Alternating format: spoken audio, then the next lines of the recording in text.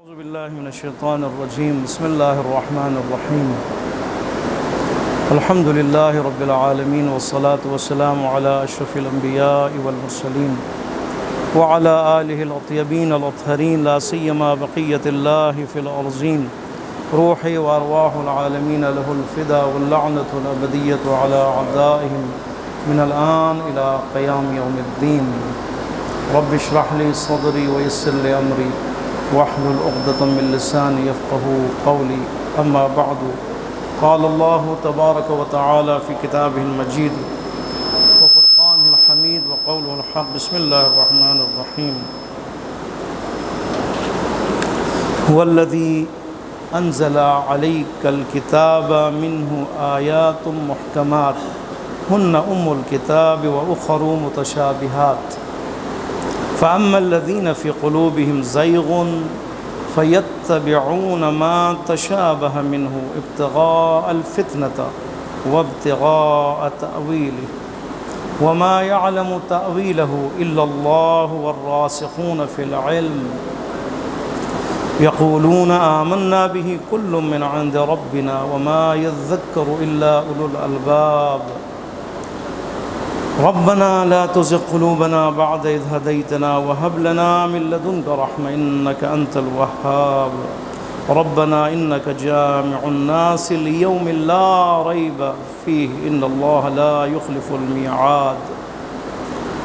ہماری گفتگو الحمدللہ سورہ مبارک آل عمران میں ہے، اور آیت نمبر 7 ایک نیا موضوع اور الگ موضوع، قرآن کے متعلق، قرآنی آیات کی تقسیم کے متعلق. خداوند متعال نے آیات الہی کو 2 حصوں میں تقسیم فرمایا. ایک آیات جسے آئے متشابہ کہا جاتا ہے، اور بعض وہ آیتیں جو محکم ہیں، محکمات، متشابہات. هو الذی، وہ اللہ کے جس نے علیک، آپ پر اے رسول، نازل کیا الکتاب، کتاب کو یعنی قرآن کو نازل کیا. منہ من بعضیہ ہے، بعض کا معنی ہے. منہ یعنی ان پوری کتاب میں سے بعض آیتیں، پورے قرآن میں سے بعض آیتیں، آیات محکمات، وہ آیتیں کہ جو محکم ہے، جو مستحکم ہے، جو مضبوط ہے، جو واضح ہے، جو آشکار ہے. ٹھیک ہے، محکمات آیات. البتہ اس کے پیچھے شان نزول، نجران کے کچھ مسیحی رسول خدا صلی اللہ علیہ وآلہ وسلم کی خدمت میں پہنچنے کے بعد انہوں نے قرآن کی کچھ الفاظ کو کوڈ کیا. یعنی مسیحی علماء نے رسول اللہ کے سامنے قرآن کی کچھ آیتیں جو ان کے مفاد میں تھیں، ان کے اپنے عقیدے کے لیے، اس بات کے لیے تھی، دلیل کے طور پر انہوں نے سمجھا کہ بڑا اچھا ہے، ہم پیش کریں گے. مثلا ان میں کلمتہ کا لفظ استعمال ہوا ہے، یعنی رسول یعنی حضرت مسیح کلمہ الہی ہیں. اسی طرح وہ روح منہ، روح خدا قرار دیا گیا. ٹھیک ہے، الفاظ ہیں قرآن میں ہیں. انہیں الفاظ کو آگے کوٹ کیا رسول اللہ کی خدمت میں، کہا یہ تو ہمارے اپنے عقیدے کے مطابق ہے، ہمارے تسلیس کے مطابق ہے. ہم جو تشبیہ کرتے ہیں خدا کو اللہ کے ساتھ تشبیہ کرتے ہیں، اللہ کا بیٹا، اللہ کی روح، تو یہ تو وہی بات ہو رہی ہے ہم پر. یہ آیتیں نازل ہوئی. فرمایا کہ دیکھیں یہ جو بات کر رہے ہیں اور کوٹ کر رہے ہیں اور دلیل کے طور پر جو الفاظ لے کے آ رہے ہیں، ٹھیک ہے یہ الفاظ قرآن میں موجود ہے، لیکن متشابہات میں سے ہے، نہ کہ محکمات میں سے. لہٰذا متشابہات کے لیے آپ کو صرف ان متشابہ آیت میں رہ کر آپ کو نہیں پتہ چلے گا کیا اس کا معنی ہے. ٹھیک ہے، اسی لیے فرما رہے دیکھیں کتاب کے اندر ان میں سے بعض آیات محکمات ہیں. ہن الکتاب، یہ آیت محکمات کے اساس ہے، بنیاد ہے. ماں کو کہا جاتا ہے نا، ماں کو ماں کیوں کہا جاتا ہے؟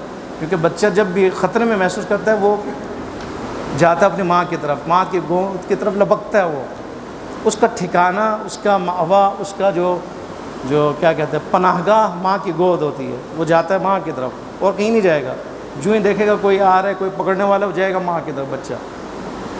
اس لیے کہا جاتا ہے. یعنی جانے کی جگہ، مرجع، پلٹنے کی جگہ، جہاں وہ انسان، وہ بچہ، وہ اس کا چھوٹا پلٹتا ہے، اس کی طرف جاتا ہے. فرماتے ہیں یہ الکتاب ہے، محکمات الکتاب ہے، یعنی جب بھی متشابہات آیات الفاظ جسے کہتے ہیں غیر واضح، محکمات جو واضح آشکار ہے، آپ پڑھتے ہی آپ کو پتہ چل جائے گا، آپ کو پوچھنے کی ضرورت نہیں، ذالک الکتاب لا ریب فیہ ھدی للمتقین، اس میں کون سا مسئلہ ہے، یہ کتاب ہے، اس میں کوئی شک نہیں ہے، تو انسان پریشان تو نہیں ہوتا نا، شک نہیں ہے تو شک نہیں ہے، خدا ہدایت ہے متقین کے لیے۔ یہ کیا ہے؟ محکمات ہیں۔ جب بھی یعنی محکمات مادر ہے، الکتاب ہے، کیا مطلب؟ اس ماں کی طرح متشابہات نے پلٹ کے اس کی طرف جانا ہوتا ہے، ٹھیک ہے؟ وہ متشابہات جو تشابہ رکھتے ہیں، تشابہ یعنی کہ ایک جیسے ہیں، جب آپ ایک لفظ کو دیکھیں گے یا جملے کو دیکھیں گے تو آپ کو بات سمجھ میں نہیں آئے گی، مختلف اس کے معنی آپ کے سامنے ہوں گے، آپ کو نہیں پتہ چلے گا کون سا معنی ہے، کیا کروں، کون سا معنی کروں، ٹھیک ہے؟ یا اس کے اعلیٰ علمی سطح کی وجہ سے سمجھ میں نہیں آ رہی ہوگی، یا اس کا تعلق اصلا زمین سے نہیں ہے، ماورائے زمین سے ہے، عالم غیب سے نہیں سمجھ آئے گی، عالم برزخ سے، مثلا روز قیامت سے ہے، وہ ہمیں تو نہیں پتہ نا کیا ہے، یا عرش سے، ہمیں تو نہیں پتہ انسان کو، یہ عرش فرش والے کیا جانتے ہیں، یا خدا کی صفات کے متعلق ہے، انسان ہے، مخلوقات خدا ہے، وہاں پہ انسان جو ہے وہ پریشان ہو جاتا ہے، اس کا کیا مطلب ہو سکتا ہے، بہت سے معنی ہیں، کون سا معنی لیا جائے، اس کو کہتے ہیں متشابہات۔ اب یہاں پر جب نہ سمجھ میں آئے تو کہاں جانا ہے انسان نے؟ الکتاب کی طرف جانا ہے، وہاں کے جانا ہے، وہاں پہ جا کے آپ کے مسئلے کا حل ہوگا، واضح و آشکار دلیل محکمات، وہاں سے آپ کو سمجھ میں آئے گی اس متشابہ آیات کا معنی۔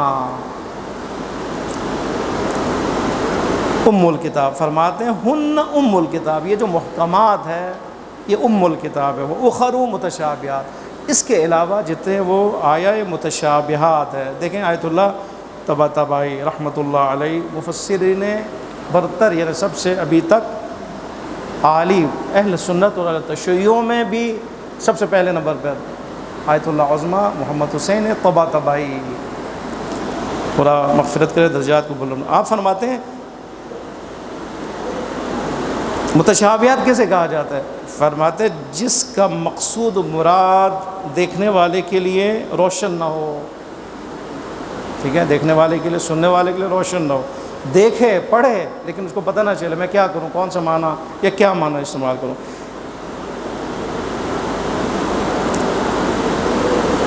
ایسا نہیں کہ سننے والا سنتے ہی معنی سمجھ جائے، بلکہ مختلف معنی ہونے کی وجہ سے شک میں رہے، مختلف معنی ہے، شک میں رہتا ہے، یہ شک اس وقت تک دور نہیں ہوتا جب تک آیات محکمات کی طرف رجوع نہ کر لے۔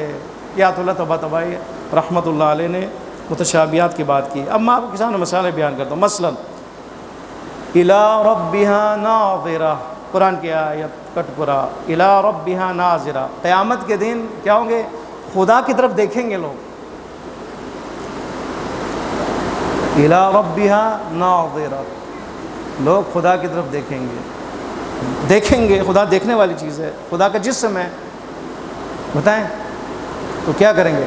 یہ آیت متشابہ ہے، محکم ہے، متشابہ ہے، کیونکہ آپ کو پتہ نہیں چل رہا، خدا کی طرف میں دیکھوں، کیا مطلب؟ شک میں پڑ گئے، خدا مجھے دیکھنے والی چیز ہے، خدا کا جسم ہے۔ اہل سنت کہتے ہیں وہاں پہ واقعاً دیدار ہوگا، ہم نہیں کہتے وہاں پہ دیدار ہوگا، کیوں خدا کا جسم نہیں، یہاں پر بھی خدا دکھنے والی ہستی نہیں، اور وہاں پہ بھی خدا دکھنے، کیوں ہے ہی نہیں، جسم نہیں ہے، کیا دیکھیں گے؟ یعنی وہاں پر خدا جسم کے ساتھ آئے گا، وہ خدا جو جسم کے ساتھ ہے وہ خدا نہیں رہتا، وہ تو محدود ہو جائے گا، ٹھیک ہے؟ جسم کا سائز ہوتا ہے، چاہے بڑا ہو چاہے چھوٹا، آپ جسم کہیں گے تو محدود ہو جاتا ہے، جتنا بڑا آپ تصور کریں پھر بھی محدود ہے۔ اب کیا کیا جائے؟ الی ربها ناظرہ، متشابہ آیات، اس کے لیے ہم جائیں گے کسی اور آیت ہے، وہ کیا ہے؟ لا تدرکہ الابصار، خدا کو کوئی آنکھ نہیں دیکھ سکتی، ہو گیا نا محکم، سمجھ میں آ گئی، معنی سمجھ میں آ گیا۔ ایک آیت یہ ہے کہ خدا کو لا تدرکہ الابصار، ابصار آنکھیں خدا کو نہیں دیکھ سکتی، فارمولہ ہے، کلی فارمولہ ہے، اٹل فیصلہ ہے، اور یہاں پہ کہہ رہے ہیں الی ربی ناظرہ، خدا کی طرف لوگ نظر کریں گے، دیکھیں گے۔ اب یہاں پہ کیا کریں گے؟ یعنی نظر رحمت کریں گے، آئی سمجھ؟ نہ کہ جسمانی طور پر انسان خداوند متعال کو دیکھے گا۔ ایک مثال، دوسری مثال، ید اللہ فوق ایدیہم، خدا کا ہاتھ سب کے اوپر ہے، خدا کا ہاتھ ہے۔ واللہ سمیع علیم، اللہ سمیع ہے، سنتا ہے، کان ہے خدا کا، علیم دل ہے ہماری طرح، دماغ ہے۔ یہ سارے متشابہ آیات ہیں، متشابہ آیات ہیں، یعنی آپ پہلی دفعہ اگر آپ دیکھیں گے تو جو سمجھنے والا اور سوچنے والا ہے وہ اس کو پتہ نہیں چلے گا، وہ غلط راہوں پہ نکل آئے گا، تو کہے گا خدا کا تو جسم ہے۔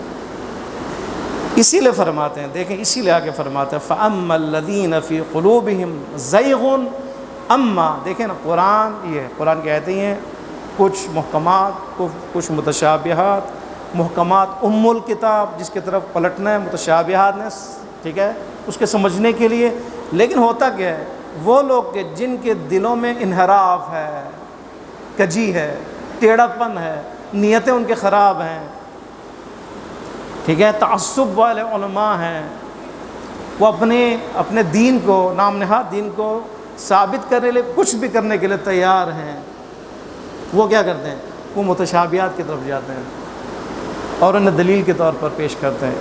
فَأَمَّا الَّذِينَ فِي قُلُوبِهِمْ زَيْغٌ، زیغ یعنی انحراف، البتہ وہ لوگ کہ جن کے دلوں میں دل ان کا زیغ والا ہے، منحرف ہے، یہ کیا کرتے ہیں؟ فَيَتَّبِعُونَ مَا تَشَابَهَ مِنْهُ، یہ جاتے ہیں ان آیات کی طرف کہ جو متشابہ ہیں، اتباع کرتے ہیں ان آیاتوں کی، یعنی بغیر رجوع کے محکمات کی طرف، ڈائریکٹلی ان کی طرف جاتے ہیں، معنی لے لیتے ہیں اور خدا کے جسم ہونے کا قائل ہو جاتے ہیں، مثلا، ٹھیک ہے، خدا کے دکھنے کے قائل ہو جاتے ہیں، خدا کے باقاعدہ ہاتھ ہونے کے قائل ہو جاتے ہیں، خدا کے باقاعدہ کان رکھنے کے قائل ہو جاتے ہیں۔ یہ کون کرتا ہے؟ جن کے دلوں میں زیغ ہے۔ کیوں کرتے ہیں یہ؟ ابتغاء الفتنہ، فتنہ برپا کرنے کے لیے، فتنے کی طلب میں، ابتغاء یعنی طلب، فتنے کی طلب میں، فتنہ گر ہیں یہ، ٹھیک ہے، فتنہ باز ہیں یہ، مخلص تھوڑے ہیں یہ۔ وہ ابتغاء تعویل، اور یہ چاہتے ہیں اس کی تفسیر ان کے اپنی مرضی کے مطابق ہو، اپنی مرضی کے مطابق، جیسے کہتے ہیں تفسیر بالرائے، جو کہ حرام ہے، یعنی اگر کوئی بھی انسان اگر تفسیر کرے، پہلے اس کا دماغ میں وہ سوچا ہو کہ میں نے یہ قرآن سے لینا ہے، مسیح کہیں کہ میں نے قرآن، اسلام، مسلمانوں کی کتاب سے اپنا یہ چیز ثابت کرنا ہے، عقیدہ ثابت کرنا ہے، تفسیر بالرائے۔ حتیٰ کہ شیعہ بھی اگر اپنے اس عقیدے کو ذہن میں رکھتے ہوئے قرآن کی طرف جائے کہ قرآن سے میں نے یہ والا اخذ کرنا، پھر بھی تفسیر بالرائے ہے، ٹھیک ہے، تفسیر بالرائے یعنی اپنی سوچ رکھتے ہوئے، سوچ میں جو چیز ہے اس کی اس بات کے لیے آپ قرآن کی طرف جائیں اور ڈھونڈنے لگیں اور محنت کریں کہ میں اس کو ثابت کروں، نہ کہ قرآن میں جا کر فکر و تدبر کر کے آپ نے حق کو ثابت کرنا ہے۔ تعویل یعنی تعویل نہیں، یہاں پہ مراد تفسیر ہے، وہ تفسیر جو تفسیر بالرائے اپنی مرضی سے تفسیر ہے، بس وہ فتنہ چاہتے ہیں اور اپنی مرضی کی تفسیر، جسے تفسیر بالرائے کہا جاتا ہے، وہ چاہتے ہیں اور جاتے ہیں اس مقصد کے لیے متشابہ آیات کی طرف۔ وما یعلم، جب کہ دیکھیں، جب کہ وما یعلم تأویلہ الا اللہ، جب کہ ان کا تعویل یعنی متشابہ آیات، الفاظ کی تعویل صرف اللہ جانتا ہے، اور کون جانتا ہے؟ والراسخون فی العلم، جو علم میں راسخ ہیں، مستحکم ہیں، مضبوط ہیں، علم الہی سے ان کا تعلق ہے، وہ جانتے ہیں، جن میں سر فہرست ائمہ اطہار علیہ السلام، معصومین سلام اللہ علیہ ہیں، اور ان کے چاہنے والے جن کو خدا و بتانا علم دیے، جس طرح آیت اللہ جوادی عاملی جیسے، آیت اللہ مکارم شیرازی جیسے، آیت اللہ علامہ طباطبائی جیسے، یہ وہ افراد ہیں کہ جو راسخون فی العلم ہیں، البتہ درجے میں تھوڑا نیچے معصومین سے، ٹھیک ہے، یہ دونوں راسخون فی العلم ہیں، اللہ جانتا ہے، راسخون فی العلم جانتے ہیں، یعنی معصومین جانتے ہیں، اور نچلے درجے میں علماء حقہ جو واقعی علماء ربانیین اور تبحر رکھتے ہیں، ٹھیک ہے، تسلط رکھتے ہیں، وہ جانتے ہیں، باقی نہیں، باقی ان کی طرف مراجعہ کرے، روایات کی طرف مراجعہ کرے، اور روایات کی طرف مراجعہ کیا ہے ائمۃ علیہ الصلوۃ والسلام نے۔ والراسخون فی العلم یقولون آمنا بہ کل من عند ربنا، راسخون فی العلم کیا کہتے ہیں؟ یہ کہتے ہیں کہ ہم ایمان لے کے آئے ہیں اس قرآن پر، کل من عند ربنا، ہر اس پر کہ جو ہمارے پروردگار کی طرف سے ہے، اس پر ایمان، چاہے متشابہ ہو چاہے وہ محکم ہو، ایمان رکھتے ہیں ہم، لیکن فرق کے قائل ہے، علاج کے قائل ہے، اس نسخے کے قائل ہے کہ متشابہ سمجھنے کے لیے محکمات کی ضرورت ہے، اس کی طرف پلٹنے کی ضرورت ہے، ورنہ انسان بہک جائے گا، منحرف ہو جائے گا، اپنا دین بنا لے گا، تجسیم کا قائل ہو جائے گا، مجسم قرار دے گا قرآن کو، قرآن کی جسمانیت، خدا کی جسمانیت کا قائل ہو جائے گا یہ انسان۔ اب اسی طرح دیکھیں حروف مقطعات، یہ بھی متشابہ میں سے، الف لام میم، ٹھیک ہے، حامیم، یہ سارے حروف متشابہ آیت میں سے، کیونکہ جو ہی آپ دیکھیں گے تو آپ کو نہیں پتہ چلے گا الف لام میم کا کیا ترجمہ ہے، اور اس کا ترجمہ ہے بھی نہیں ہے۔ کون جانتا ہے؟ متشابہ ہے۔ کون جانتا ہے؟ راسخون فی العلم، خدا جانتا ہے، اور راسخون فی العلم جانتا ہے۔ ایک مثال دی ہے متشابہ اور محکمات کے لیے، کہتے ہیں متشابہ اور محکمات، متشابہ ان بند گلیوں کی طرح ہے، اور محکمات مین روڈ کی طرح ہے، موٹر وے کی طرح ہے۔ جب انسان بند گلیوں میں پھنس جائے اور پریشان ہو جائے تو اس نے کیا کرنا ہوتا ہے؟ اپنے آپ کو مین روڈ پہ پہنچانا ہوتا ہے تاکہ مسئلہ حل ہو جائے، ہے ہی نہیں ایسا، ٹھیک ہے نا؟ وہ کہے گا میں مین روڈ پہ آؤں گا، پھر میں دیکھوں گا کہاں گیا تھا اور کیا میں نے غلطی کی تھی، نکلتا ہے، یعنی اس بند گلی سے وہ نکلتا ہے، نکل کے کہاں جاتا ہے؟ مین روڈ کی طرف، وہاں اس کا حل ہے، رائے حل ہے۔ یہ مثال دی ہے کہ جو بھی آیات یا الفاظ متشابہ میں پھنستا ہے وہ نکلے، وہاں سے نکل کے کہاں جائے؟ آیات محکم کی طرف جائے، اور وہاں پہ جا کر اپنا حل تلاش کرے۔ وما یذکر الا اولو الالباب، فرماتے ہیں صاحبان الباب یعنی صاحبان عقل ہی نصیحت پا سکتے ہیں اور متذکر ہو سکتے ہیں، ان کو پتہ چلے گا یہ کیا ہے، محکمات اور متشابہات کیا ہے، یعنی ان کو پتہ چلے گا کہ خدا کی حکمت کے تحت پروردگار عالم نے محکمات قرار دیے ہیں، متشابہات قرار دیے ہیں، اور انسان ان متشابہ سے کشف کرتے ہیں حقائق کو، ٹھیک ہے نا؟ اتنا تو آسان نہیں ہونا چاہیے نا، اتنا تو حلوہ نہیں ہونا چاہیے، ٹھیک ہے؟ انسان کا دماغ بھی تو لڑے، انسان پریشان بھی تو، پھر انسان تحقیق کی طرف آئے، میدان کشف کی طرف آئے۔ اب یہیں سے ایک سوال پیدا ہوتا ہے، اصل ضرورت ہی کیا ہے متشابہ کی؟ وہ سارے محکمات ہوں، کیا فرق پڑتا ہے؟ انسان کیوں پریشان ہو، انسان کیوں بہکے، کیوں تجسیم کے قائل ہو جائے، ہے نا سوال؟ اس کے لیے جوابات دیے ہیں، آج میں آپ کو دیتا ہوں 5 جوابات اس کے لیے۔ پہلا جواب، متشابہ آیتوں کی ضرورت ہی کیا ہے؟ نہ ہوتا کیا ہوتا؟ ہر چیز واضح ہو جاتی، محکم ہوتی، مستحکم ہوتی، مضبوط ہوتی، آشکار ہوتی، ہر الفاظ آسان ہوتا، کیا ہوتا؟ دیکھیں پہلا جواب،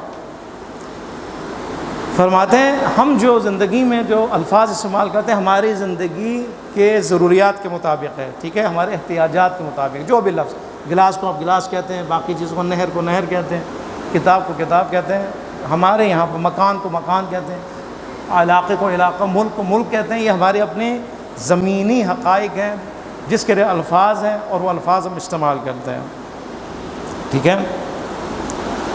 جب کہ اگر آپ دنیا سے نکلیں، مادی دنیا سے نکلیں، اور جتنا بلند ہوں گے نا، لامحدود، یہ دنیا محدود ہے نا، مادیات ہے، میٹیریل ہے، یہاں سے جب آپ نکلیں گے، مادیات سے نکلیں گے تو وہاں پہ الفاظ کی ضرورت پڑے گی، ٹھیک ہے؟ وہ جو مادی سے ہٹ کر جو عالم ملکوت ہے، وہاں اس مقام کو سمجھنے کے لیے بھی الفاظ کی ضرورت ہے۔ رہتے ہم مادی دنیا میں، اور الفاظ استعمال ہو رہے کس کے لیے؟ عالم ملکوت کے لیے، بس یہاں پہ مسئلہ پیش آتا ہے، یہاں پہ متشابہ بن جاتا ہے خود بخود، اس لیے کہ ہم زمینی ہیں، لیکن جو معنی ہے وہ کہ آسمانی ہے، لیکن الفاظ کی تو ضرورت ہے، کیا کیا جائے؟ الفاظ ہے کہ اس کے لیے سمجھانے کے لیے، اس لیے کیونکہ دونوں طبقوں میں فرق ہے، زمین و آسمان، اور مادی اور معنوی مقامات میں فرق ہے، اس لیے یہاں پر الفاظ مشکل بن جاتے ہیں،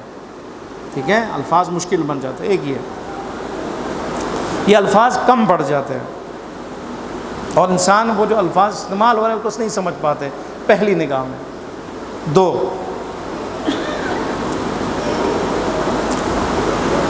فرماتے ہیں کہ عالم دنیا سے اگر آپ ہٹ جائیں عالم برزخ کی طرف جائیں، وہ عالم برزخ کچھ اور ہے، عالم دنیا کچھ اور، عالم آخرت کچھ اور. عالم میں فرق ہے. پہلے میں یہ تھا کہ زمین و آسمان، عالم عرش، عالم زمین. یہاں پہ نہیں، عالم میں فرق ہے. اصل یہ دنیا نہیں، عالم برزخ ہے، عالم آخرت ہے. تو ظاہر ہے جب عالم میں فرق ہو، اس طرح جیسے کہ بچہ ماں کے رحم میں اس کو آپ بتائیں دنیا کے بارے میں، وہ تو بڑا پریشان ہو جائے گا نا. عالم رحم والوں کو عالم دنیا کے بارے میں بتایا جائے، الفاظ میں بتایا جائے. اسی طرح اگر یہاں کے دنیا میں رہنے والوں کو عالم برزخ کے بارے میں بتایا جائے الفاظ کے ذریعے سے، یا آخرت کے بارے میں بتایا جائے، یا اللہ کی صفات کے بارے میں بتایا جائے، تو یہاں پہ الفاظ جب سامنے آتے ہیں تو وہ متشابہ بن جاتے ہیں، یعنی سمجھانے کی حد تک. تیسرا، کیوں متشابہ آیات کی ضرورت ہے؟ نہ ہو تو کیا ہوتا؟ تیسرا، تاکہ اشارہ ہوا تاکہ ذہن فعال ہو. ٹھیک ہے، ذہن فعال ہو، تحرک ذہنی پیدا ہو، انسان علم کی طرف جائے، انسان تحقیق کی طرف جائے، انسان دوسرے آیتوں کی طرف جائے. اس لیے کہ فعالیت ذہنی ہو، افکار میں تھوڑا جنبش پیدا ہو، تحرک پیدا ہو. مشکل رکھے، آیاتیں مشکل ہیں، متشابہ ہیں، تاکہ انسان ان کو سمجھنے کے لیے ذہنی طور پر متحرک ہو جائیں دوسرے آیتوں کی طرف. ٹھیک ہے، محنت کرے. چوتھا، کیوں متشابہ ہیں؟ اس لیے کہ یہ انسان ہمیشہ ائمہ اطہار علیہ السلام اور معصومین کے محتاج رہے ہیں، راسخون فی العلم کے محتاج رہیں، ائمہ اطہار کے محتاج رہیں، علمی محتاج رہیں، یا ان کے شاگرد جو ہیں علماء ہیں آیت اللہ طباطبائی اور آیت اللہ جواد عاملی جیسے، ان کی طرف محتاج رہیں، ان کے علم کی تشنا رہیں. یہ ہے، یہ فلسفہ ہے. یعنی شاگرد بنیں، آ کے سمجھیں، آ کے ان سے پوچھیں. پانچواں، امتحان کے لیے محکمات متشابہات. کیوں؟ تاکہ امتحان لیں کون سے علماء فتنہ گر ہیں، کون سے علماء متعصب ہیں، کون حق جو ہیں، حق گو ہیں، حق پرست ہیں، کون اپنے تعصب کی عینت پہن کر اپنے مذہب کی دلیل کے لیے متشابہ کا استعمال کرتے ہیں، اور محکمات جو آیتیں محکم میں ظاہر ہیں ان کو چھوڑ دیتے ہیں. آمنوا ببعض ونکفر ببعض. قرآن ان کو کیا کہے؟ ان کی مذمت کی ہے کہ جو کچھ کی اتباع کریں، کچھ کی نہ کریں. بعض آیتوں کو لیں، بعض لوگ آیتوں کا انکار کر بیٹھیں. اس لیے امتحان ہے. ٹھیک ہے، ان کا جو قرآن کی طرف مراجعہ کرتے ہیں اور وہ جو مفسرین ہیں لیکن نام نہاد ہیں، ان کے امتحان کے لیے کہ ان کے دل میں کجی زیغ ہے یا نہیں، جس طرح قرآن ہے کہ فی قلوبہم زیغ، زیغ ہونے کا امتحان ہے. منحرف ہے یا نہیں، اس کا امتحان ہے. قرآن کو ٹول کے طور پر استعمال کرتے ہیں نہیں، اس کا امتحان ہے. قرآن ٹول نہیں ہے، قرآن ہدایت ہے. اسی لیے فرمایا یضل بہ کثیرا ویہدی بہ کثیرا. اب آپ کو سمجھ میں آئی کہ قرآن خود قرآن اکثر افراد کو گمراہ کر دیتا ہے. خود قرآن اکثر لوگوں کی ہدایت فرماتا ہے. اب یہ آپ کے لیے جواب ہے، قرآن گمراہ کرتا ہے. کیسے گمراہ کرتا ہے؟ اسی طرح گمراہ کرتا ہے. اسی طرح جب انسان کچھ کو چھوڑ کر، محکمات کو چھوڑ کر متشابہات کی طرف چلے جائیں، اپنے غرض کے لیے، اپنے مقصد کے لیے، اپنے اس نام نہاد مذہب کو ثابت کرنے کے لیے، دین کو ثابت کرنے کے لیے، اپنے اس راستے کو ثابت کرنے کے لیے، یا اپنے مفاد کی خاطر، تو پتہ چل جائے کہ مفاد پرست ہے. یہ 5 وجہیں کہ جس کی وجہ سے متشابہ کا ہونا ضروری ہے. وما یذکر الا اولو الالباب ربنا لا تزغ قلوبنا، 8ویں آیت. اسی لیے راسخون فی العلم کی زبان سے ایک دعا ہے، خدایا خطرے میں ہم. ٹھیک ہے، ربنا لا تزغ قلوبنا. اوپر کیا کہا؟ فاما الذین فی قلوبہم زیغ، جن کے دل میں انحراف ہے وہ جاتے ہیں متشابہات کی طرف اور محکمات کو چھوڑ دیتے ہیں. یہاں پہ دعا کے لیے کہا ہے کہ وہ لوگ جن کا تعلق قرآن سے ہے، جن کا تعلق راسخون فی العلم ائمہ اطہار سے ہے، اور قرآن سے کشف کرنا چاہتے ہیں، استنباط کرنا چاہتے ہیں احکام کو، اخلاق کو، ٹھیک ہے، آداب کو، عقائد کو، وہ خبردار رہیں. ممکن ہے وہ بھی متعصب ہو جائے، تعصب کا شکار ہو جائے، ممکن ہے وہ بھی ضیق کا شکار ہو جائے دل ان کا، کیا کریں؟ یہ دعا کریں، ربنا لا تزغ قلوبنا بعد اذ ہدیتنا، پروردگارا ہمارے دلوں کو ہدایت دینے کے بعد، تو نے جب ہدایت دی ہے ہم قرآن کی طرف آئے ہیں۔ قرآن کی طرف کیوں آئے ہیں؟ ہدایت ہے اس لیے۔ اب جب ہدایت دی ہے تو خدایا ہمارے قلوب کو ان کی طرح نہ کرنا کہ جو منحرف ہو چکے تھے۔ لا تزغ یعنی منحرف کرنا، منحرف مت کرنا، یعنی قلب ہمارا کسی اور راہ کی طرف نہ چلا جائے حق کو چھوڑ کر۔ بعد اذ ہدیتنا وہب لنا، ہمارے لیے قرار دے، من لدنک رحمہ، اپنی طرف سے رحمت قرار دے، مہربانی ہمارے لیے آتا ہے، یعنی تو مہربان ہو جائے ہمارے اوپر، مہربان ہو جائے، نہیں ہمارے قلب کو منحرف ہونے سے بچائے، یہ مہربانی ہے خدا۔ یعنی علمی میدان میں انسان فکری طور پر منحرف نہ ہو، عقیدتی کے طور پر منحرف نہ ہو، راہ باطل کی طرف نہ جائے، یہ دعا ہے۔ انک انت الوہاب، بے شک تو وہاب، بہت عطا کرنے والی ذات ہے، بہت عطا کرنے والی ذات ہے۔ عطائیں ہیں، اللہ عطائیں کرتا ہے نا، اللہ کا کیا ہے؟ عطا، عطا پہ عطا، عطا پہ عطا۔ سانس ہمارا جو ہم لے رہے ہیں عطا خدا ہے، ہم جو رزق کھا رہے ہیں عطا خدا ہے، ہم جو زبان سے ذکر عطا خدا ہے، ہماری اولاد عطا خدا ہے، ہمارا گھر عطا خدا ہے، آپ کا لینے والا تنخواہ عطا خدا ہے، عزت عطا خدا ہے۔ آخری آیت میں 9 نمبر، ربنا انک جامع الناس، پروردگارا تو ایک دن لوگوں کو جمع کرے گا، لیوم لا ریب فیہ، اس دن کے جس دن کے بارے میں کوئی شک نہیں ہے، انسان جمع ہونا ہے محشر میں۔ آخر میں دیکھیں یہ آیت، اس کا مطلب ہے کہ اگر کوئی انسان اہل علم انحراف سے بچنا چاہتا ہے، ٹھیک ہے، زیغ قلب سے بچنا چاہتا ہے، وہ قیامت کو یاد کرے۔ قیامت کی یاد ہر قسم کے انحراف سے بچاؤ کا ذریعہ ہے، گناہوں سے بچاؤ کا ذریعہ۔ اس لیے آخر میں 9 نمبر آیت میں خداوند تعالیٰ نے کیا فرمایا؟ ربنا، اے میرے رب، اے میرے پروردگار، انک، بے شک تو جامع ہے، جامع یعنی جمع کرنے والی ذات ہے، کن کو؟ ناس کو، آدم سے لے کر خاتم تک، ان کو جمع فرمائے گا، لیومن، اس دن، لا ریب فیہ، جس دن کے بارے میں کوئی شک کی گنجائش نہیں ہے۔ کیوں شک کی گنجائش نہیں ہے؟ عقلی ہے نا، یہ علمی ہے، قرآنی ہے، سب کچھ ہے، عقلی بھی ہے۔ انسان کو کچھ بھی نہ پتہ ہو، دین سے تعلق نہ رکھتا ہو، وہ انسان سمجھ سکتا ہے میں آیا ہوں نابود ہونے کے لیے آیا ہوں۔ میرا اور اس پتے میں کیا فرق ہے؟ جو گرے سوکھ جائے، اس کو نابود ہو جائے، گم ہو جائے، ختم ہو جائے۔ میرے اور اس چونٹی میں کیا فرق ہے؟ چند دن کی زندگی ہو اور ختم ہو جائے، اس کے لیے کوئی آخرت نہ ہو۔ انسان کو جب اشرف المخلوقات بنایا ہے تو یہ ابدیت کے لیے خلق ہوا ہے، اور انسان کی فطرت میں یہ رکھ دیا کہ وہ ابدیت کی سوچ ہے، ہمیشہ کے لیے رہو، ہمیشہ کے لیے رہوں، یہ سوچنا خود اس بات کے غماز ہے کہ اس نے ہمیشہ رہنا ہے، لیکن کہاں رہنا ہے؟ دنیا میں نہیں رہنا ہے، لیکن عالم تبدیل ہوں گے، جس طرح رحم سے دنیا، دنیا سے برزخ، برزخ سے آخرت، ٹھیک ہے؟